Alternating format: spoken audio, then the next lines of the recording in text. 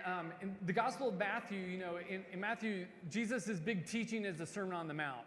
And in Luke, it's the Sermon on the Plain. In the Gospel of John, his big teaching is called the Farewell Discourse. And this is what he's teaching about, it's kind of his ending instructions for how to live in a post-resurrection world. And if you remember, Jesus had been hiding out, but then he came back to Bethany to raise his friend Lazarus from the dead.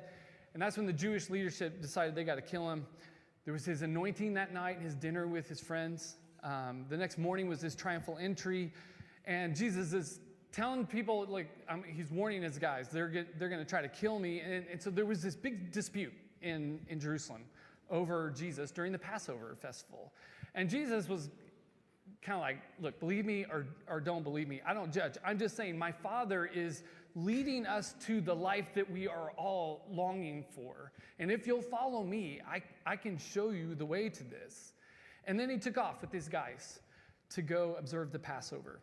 If you remember that, he washed their feet and predicted his own betrayal. And then he launched into this long teaching. It lasts 4 or 5 chapters in the Gospel of John. And his big kind of central idea where he kicks the whole thing off is this. He says, "A new command I give you.